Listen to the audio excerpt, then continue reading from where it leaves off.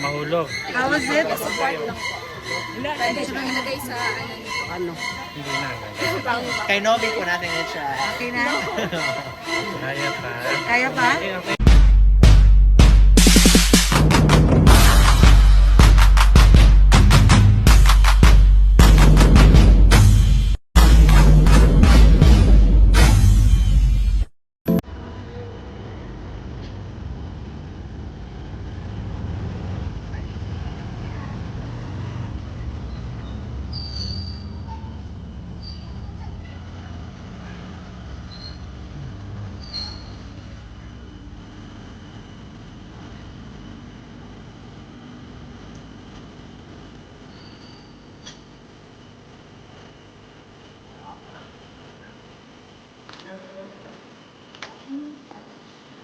Isang gigabyte.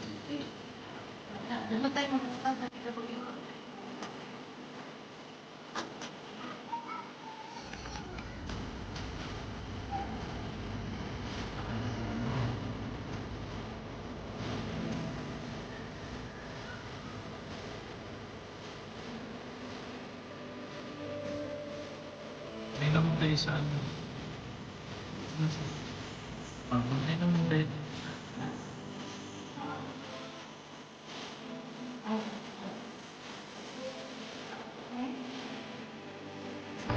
Archway.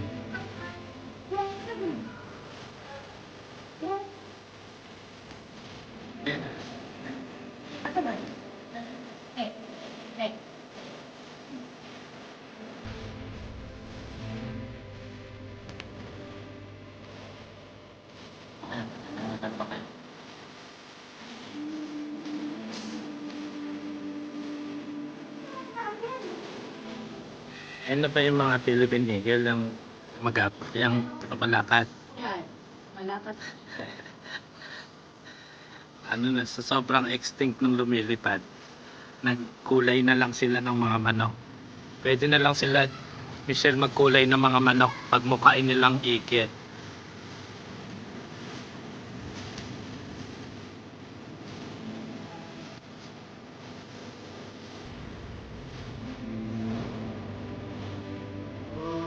Tao.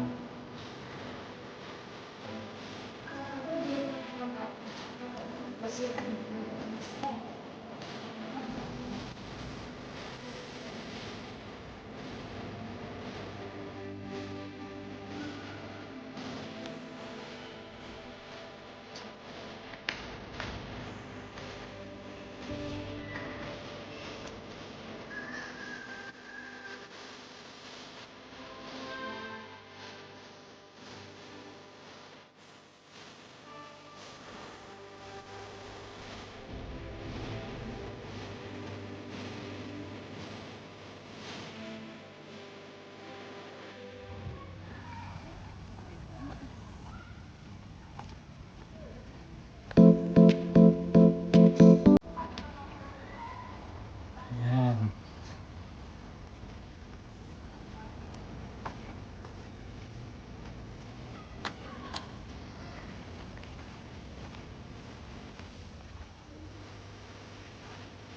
Kuya Kim, ano na? Nandito kami. Hanap kami ng hanap kami ng makakain.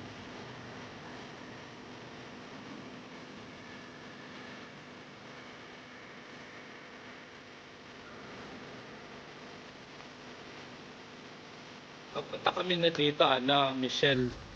Dati ni Papa mo, dinala ako dito no. Ang 26 years old.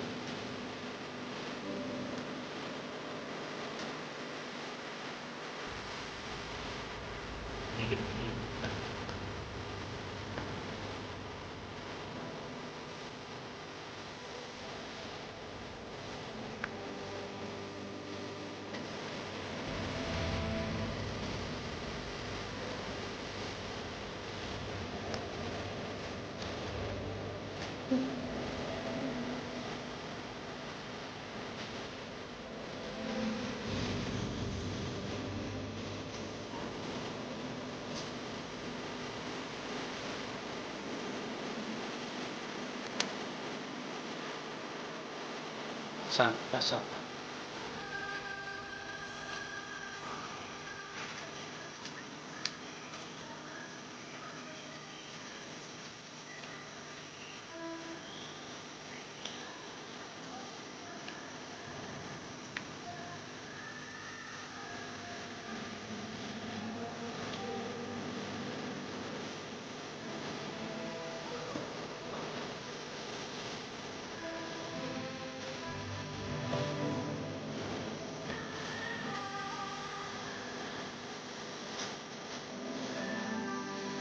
Tawag ay.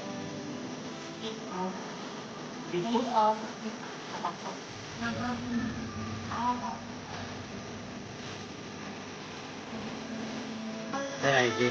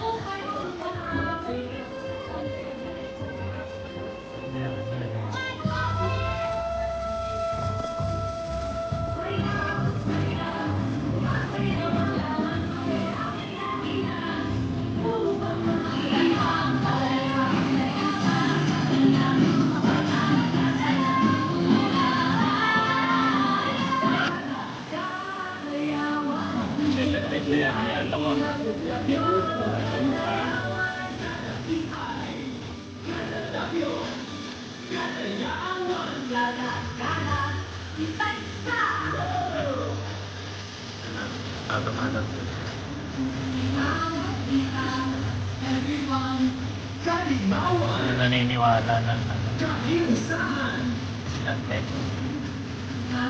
certified naman ng Beko eh. Picture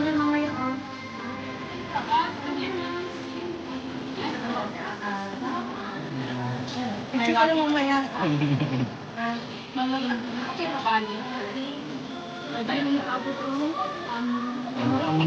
Oh, you can take picture ka na? Oo. Ayun, ikaw nakawag ka na. Videoan ka namin. Sige, ikaw na.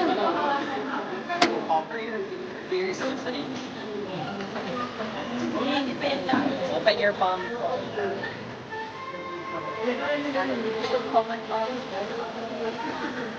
Mahulog. How was it? Message ko na tayo sa ano. Kay Novi po natin yan siya. Kaya pa? Okay, okay na daw sa... Okay.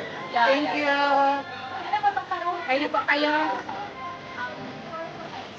But before that, I would like to introduce myself. I am Novi po. I am one of the student volunteer tour guide po dito. Together with Welmer po. He is also one of the student volunteer tour guide. So yung first po natin na ang guidelines po is hinaan na natin yung mga bosses natin kasi Philippine Eagle is they are territorial po. If they hear mga unnecessary noise po, they might be aggressive or response. Especially right now po is the breeding season nating Philippine. And also you are encouraged po na mag-take ng pictures pero i-turn off lang po yung mga flash natin. Then the third one po is watch our step lang kasi may mga uneven paths talaga po. Then slippery as well. Okay. So yun lang po. Shall we start? Sige. And if may mga tanong kayo, feel free to ask po sa amin. By the way po, Yung mga nakalagay po dyan, mga buhay pa po. 1 hectare siya. pangalan? Yes po, they are the donators of the center po. Bali, using 1,000 pesos po, pwede na You po can kayo. inform us po. Pwede nyo na po ilagay ng name na gusto nyo po ilagay. Since the Philippine Eagle Foundation po kasi is a non-government organization, so hindi po talaga siya supported by the government. Anong language naman? So bali yung mga donators natin, yung mga partnership, yun po yung parang backbone ng center to continue po. I'm really po sa chair, so we-notice po may mga pangalan. Yeah, ano Ito yung mga tao po na nag-donate ng 1,000 pesos to support this foundation or to support the wildlife project po. So, parang Ano, para nakabutang makapunta. Ano na? Para ako pangalan din. Ano kasi po, this thank foundation you is po to visibility with Del, lalo na That's why we encourage the guys to mag-donate and mag-adopt as well in order to yes po, and sustain this consider naman po yun. Kasi marami So if ever na mag-donate kami tayo, mag-accept pa kayo. As of now po, parang ano muna sila, stop muna po kasi binabago pa Bali, I am here just for my study. Pwede yung pinaka-latest. I'm from Jensen. So yung first enclosure po natin na pupuntahan, we have here saltwater crocodile. Saltwater crocodile. And if you're familiar with lolong, this is the same species of lolong. Pwedeng humiyaw ng lalang. Lay, ayun lang. Hindi nga pwede maghumiyaw ng lalang. Ano pangalan niya? Parang tulog-tulogan lang. Anong pangalan? Ang laki. His name... Mamayang gabi, sir. At yan siya, mas malikot niya.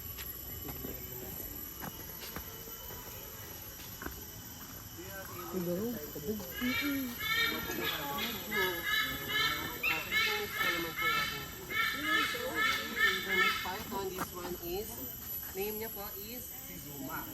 Zuma is just a 12 years old Burmese python and nasa 11 to 12 feet na din po yung kanyang haba. Malalaman po natin na busog sila pag nagsistay lang po sila sa isang area because they are digesting their food. Pag gutom naman po sila, so malalaman po natin na paikot-ikot sila sa kanilang enclosure. So nasa 100 plus kilos na din po yung bigat niya. Buhay din yan. Buhay na buhay. Kakatapos niya lang din po na magbalat ng kanyang Tapos lang rin niyang kumain ng tourist na nagtanong kung buhay siya. So, dun po banda. So, hindi po araw-araw yung pagpapakain. Okay. So, dito po tayo. So, yung ating pinapakain po generally, hindi po tayo nagpapakain ng chicken and pig because of the threat of avian and swine flu. So anong But we have cultured rodents, rabbits, goat, and sometimes horse po. Goat po.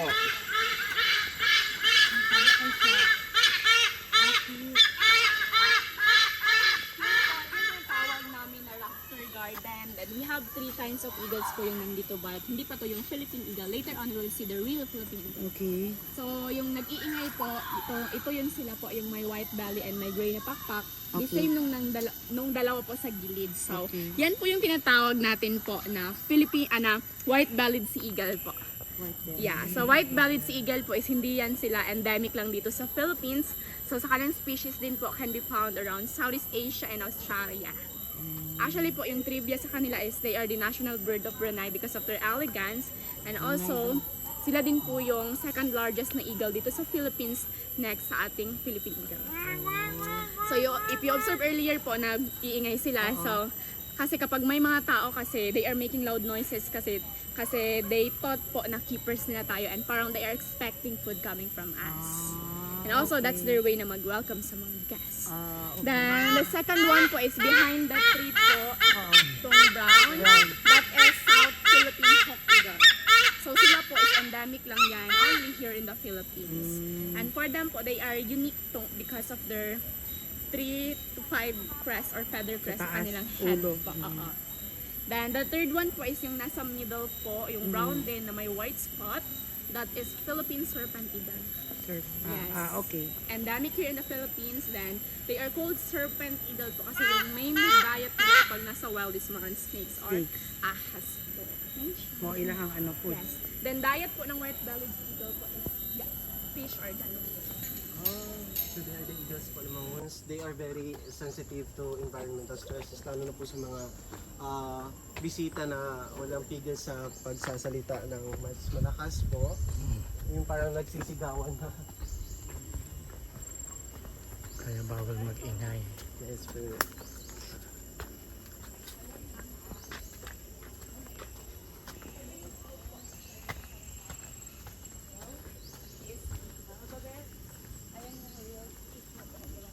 Wala na si pag-asa. Actually, namatay na po siya, sir. But we have the preserved body of pag-asa po. Ay, wala ko yung bago na 1,000. Apo na to ni pag-asa. Ay, naan. so this is Vigo, a 15 years old Philippine eagle. Ito po yung lalaki siya. Yung ano name po is Vigo din po ng kanila yung nag-adapt sa kanya, which is the eagle semen. So Vigo po is an active semen donor because in the center we have 2 way of reproduction. Pagkuha ng semen sa male and it will be injected to female. And that way po we can speed up the or accelerate yung kanilang reproduction kasi po pag sa wild, they can just like produce 1 egg every 2 years. But pag sa CAI po, nakapag-produce po tayo ng 1 to 2 eggs every year. So ayun po. Yun po yung And during the time po na nakuha na ng litrato si Vigo, naka-full crest po siya or yun yung po yung pagtayo ng kanyang balahibo sa ulo. So as you can see po, parang naka-crown siya but part po yan ng kanyang ulo or yung kanyang balahibo. So noong 2017 po, Ano siya makontent? ano siya ngayon? Wala, ganyan. Wala pa akong video. since they are holiday for now, picture po ang Kasi mag-focus siya sa 1K. din po si LBI ng 7 successful. Yeah, LBI po stands for Lockwood Drug Incorporated or Incorporation. Yan yung name ng company na nag-adapt. Nag-adapt pa kanya. Hindi lang siya nag-isip ng ibang pangalan, ni acronym na lang po ng ano nila. Company. So nasa sa inyo na po kayo if you are one of the adopters, nasa sa inyo po kung paano po yung bigyan. But inappropriate na word. So actually, LBI arrived here last November 11, 1993 po. Kasi meron pa po mas malapit. Right now po we have 8 Philippine Eagle na naka-display. But mas may marami rin naman po. So here po sa foundation, we have a total of 30 po na. Indeed. And at the wild right now, we have estimated 392 pairs In the wild. in the wild. So, ang main po na area kung saan sila mostly nakatira, we have Luzon, Samar Leyte, and especially here at Here. Mindanao. So, nasa 700 to 800 individual din po sila. Ako siya, no? So actually po for the Philippine Eagle, when it comes to size, mas malaki ang female compared to the male. Also they are dominant compared to the male. Parang mga Pilipino lang. Talaga makikita yung kanilang pictures na magkaiba. Just Hello. Hi. Gatingin siya sa atin, no? Makabayan ako siya. Oo. Parang mga Pilipino lang. Mas dominant kaysa sa male. Diba? Dapat talaga. Nay, di ba? Kahit sa eagle nga, dominant talaga ang Oo. girl. Talo talaga kayo. Eh, at least, proven din na parang mga Pinoy, loyal. Diba? Oo. Huwag na mag-ano. Huwag nang pakipit-pupit pa. So here din po na yung closure po ng tree brownie kites or yan po yung mga lawin or banog sa ating local news. Very common po nila yan here po. Yan yung sa lumilipad na nag-glide lang. Yan po yan. So we have Bagani and Arjat's birdie but the other one po is wala pang name since hindi pa siya na-adopt. Baka interested kayo, you can adopt it, then you can name it. Anong Process pa ng adoption. Yung for them po, yung adoption sa kanila po, magbibigay ka po annually ng 25,000 for them. Annually For man. non-Philippine Eagle. But if you can say Philippine Eagle, it range around 250 to 300,000 annually po. Annual man. renewable din po, annually. Annual man. Renewable. Renewable. It's up to you. Renew it or not. Okay. Tapos pag kunyari, this year, mag-adapt ka. Ano naman benefits na maano namin yan pag mag-adapt kami sa kanila? If you are an adopter, syempre po, you are recognized as one of the... Kung single ka, If you are holding your company or business, you can use the Philippine Eagle sa mga logos niyo po. For example, yung Eagle Cement na meron talaga silang name and also features ng Philippine Eagle. And also din po sir, kapag mo siyang mag-adopt, gamitin. it is tax deductible for those adopters. Yun po siya bali yung mga advantage. Tax And before din deductible. po, we have the bird show kung saan pinapalipad yung ating mga birds. Tas, babalik lang din po sila. But due to the threat of event flow, we temporarily stop the show. So sana nga po, maklear na po yung avian. Then,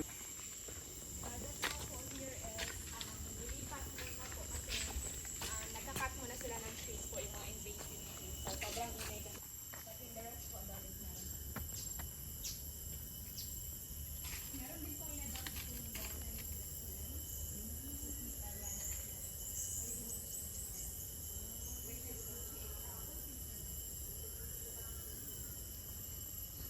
Here din po, we have Lottie. So, Lottie po is isang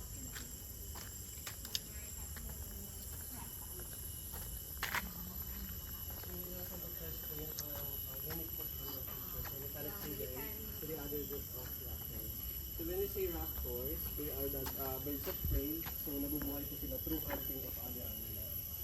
So mostly meat po yung And next we have here black wing kite. This one po, they have the natural eyeliner and red eyes. So that is like the unique features po na makikita sa kanila.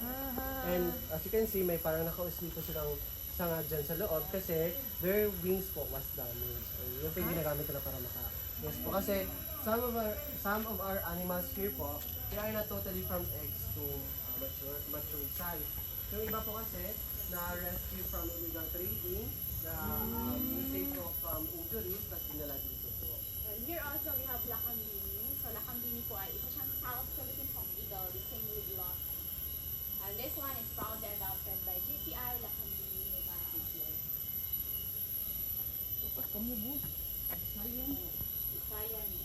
Here po we have another white-bellied seagull which is Maracupen. Yeah, it's the same species ng mga mainis na bakan.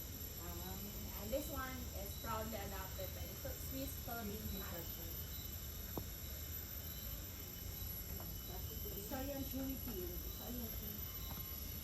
Pangalan niya kay Jurity. Oh.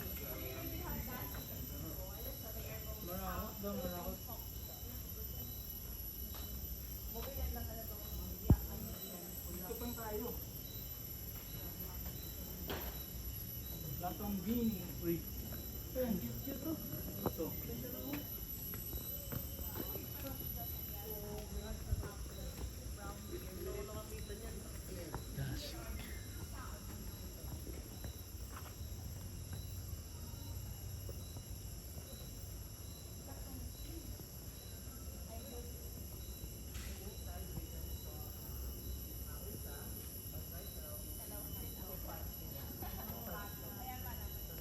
So yung clip po natin is over there. This is one of the native animals in the Philippines, specifically here at Mindanao. And we can identify their gender po kasi yung mga lalaki po, they have antlers and muscle. Yung mga babae po is wala. And they are separated because the male, yes po, naka-separate po sila kasi mga aggressive yung mga lalaki. Nakita namin sa paradise lalaki kasi meron siyang limit. Yes po, yung sungay niya din po is parang pag hindi talaga yung parang sasarap. So ngayon po sa status ng mga deer dito, hindi na po sila mga good candidates na ibalik pa sa wild kasi sobrang sanay na sa mga tao. But originally po, malakas sila tumakbo, malakas sila tumalon. Sa wild But po since, yes po, since sanay na sila sa mga tao, and behave po sila dito sa like parang domesticated. Very habitat.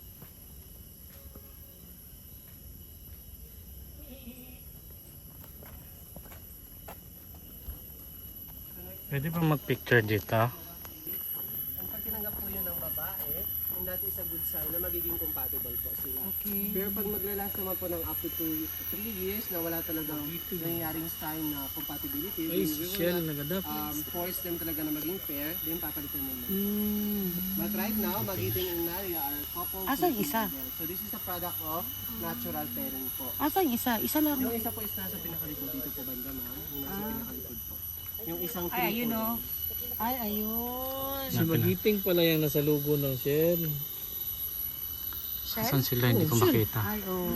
Si Magiting. Ay, naday ko'y lahi. Kuan, nay. Kaya ko'y lahi, Jut Eagle, nay. 8 years man ang 14. Gabi. Dili 2 days. Eh, dili 2 hours. Sila siya, oh. So, yan sila. Ano, shota na yan sila. Mag-asawa na. Asan ba?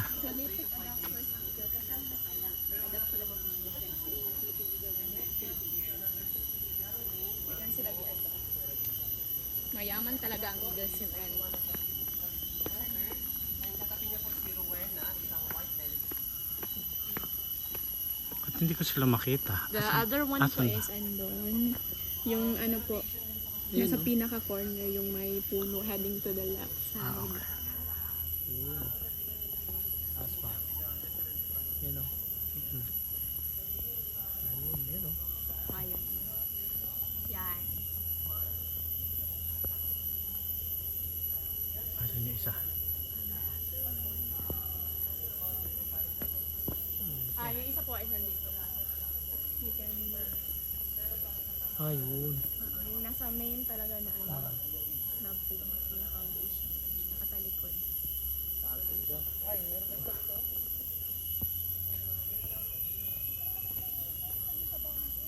Angat po po. Ayan ito. Ito ba? Hindi. Nandun sa... Yes, sir. Don't worry po, doon sa baba po may mas ano pa.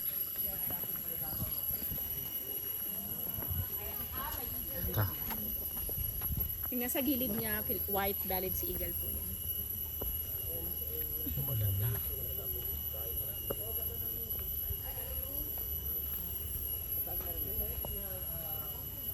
Mayroon pa po doon po sa...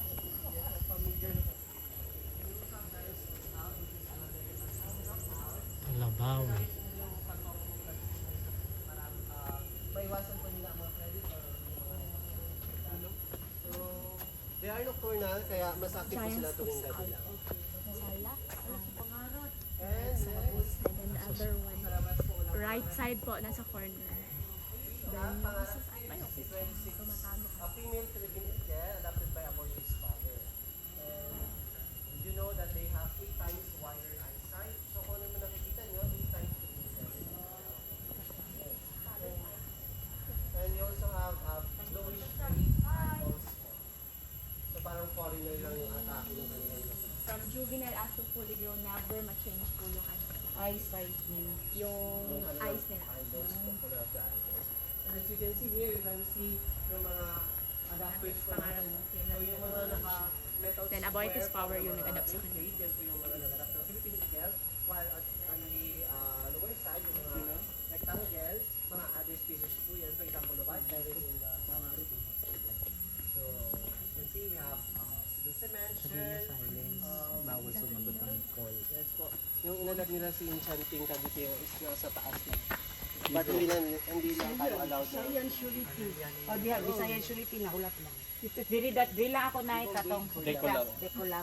Si Decolab. Asa yung Decolab? Sa puti ka ka. Or kung hindi ka. Dito, Bisaya. Ay, nga po, makampi. Yes, sorry, vacant po. Ayan, si Decolab yan. Next.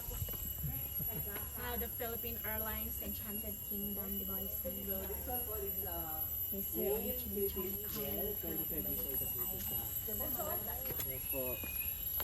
Years ba ang ano? Lifespan. Here in captivity po, sa mga Philippine eagle po, they can live up to 4 to 8 years at least. So ang estimated lang po is 40 to 50 years. But right now we have 48 48 dito po na po. nag-break ng record. But figure Ha? Ano yung ulo? Sipag, babago. Yes po, nag-zoom in and nag-zoom out na yan sila. Kasi imagine 8 times more sharper than human eyes. so, even though mas malayo yung kanilang mga prey sa baba, they can still spot them po and using their big talons, nakukuha po nila.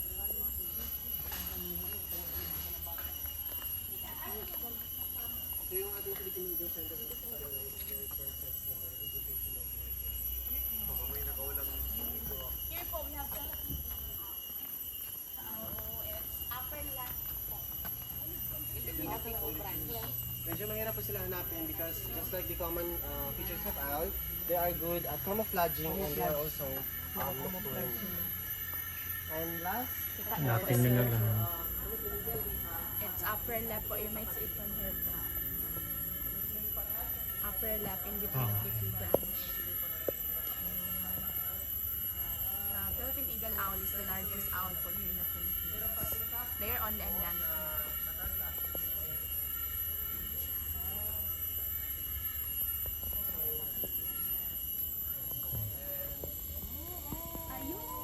yung kanyang wingspan, again, 70 po yung kanilang wingspan. So parang 1 meter per wing.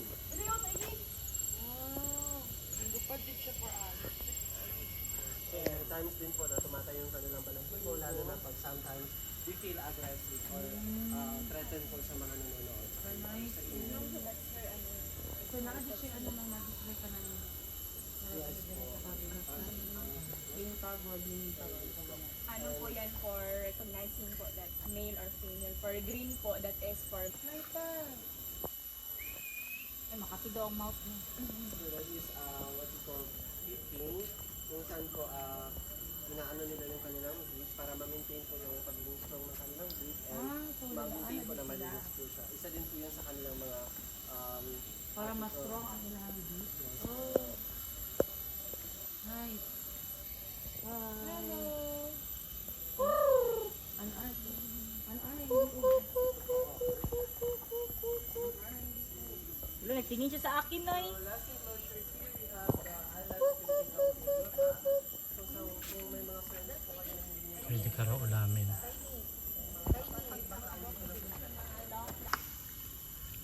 Uy, yung mga ano na. Asan ang unggoy, Nay?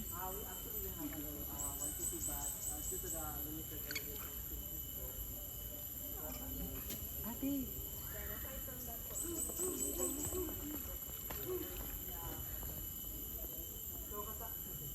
kasama po sa loob ng ating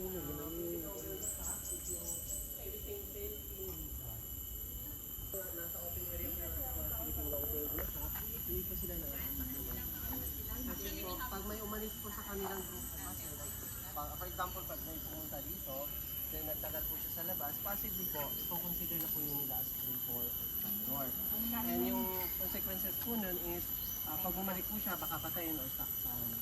So wala po talaga sila. Ilan sila? Ilan sila? 20 plus po. Yun nandyan? Because they Yung iba continue is to nasa likod lang kasi sometimes dito lang sila. So, and they are dominated by one alpha male. That is yung Jimmy po, yan po yung kanilang leader. So medyo malaki-laki lang po siya ng all. Jimmy. So they are omnivorous where they can eat fruits, vegetables, leaves, and also meat. Nakakahuli din po sila ng mga tilapia dyan. Ayun, may ano, may Ay, gabila. iguana ba yan?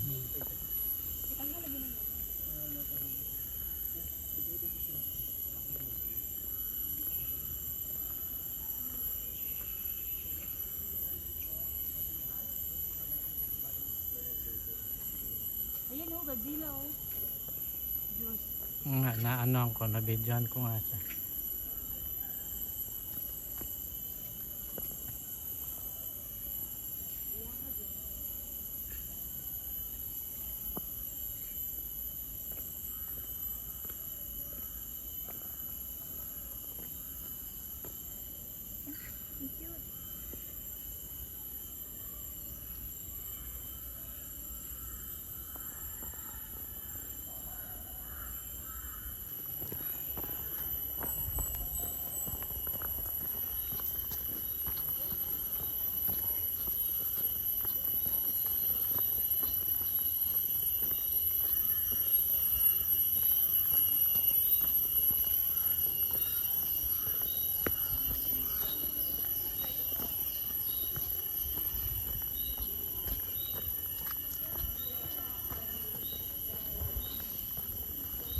So before, yung highlight talaga ng center is si Pag-asa.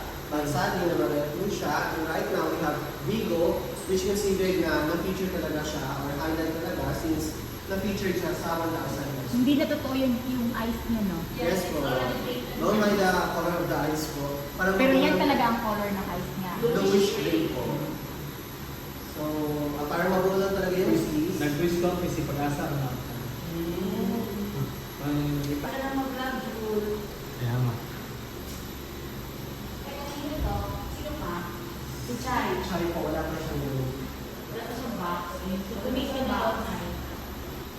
And also, yung tawag ko sa pag-reserve the body of Lolo. At the Lolo skin.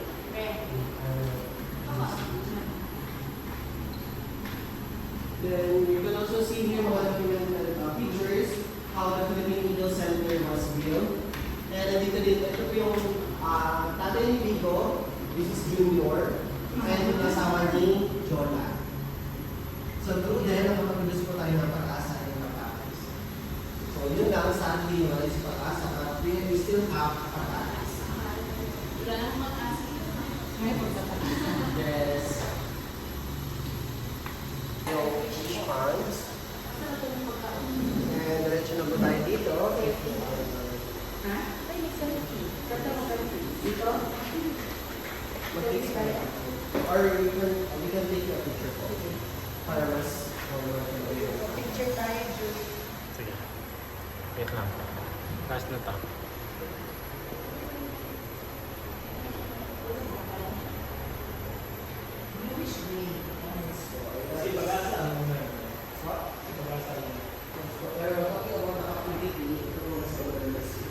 tingnan mo. As competitive po.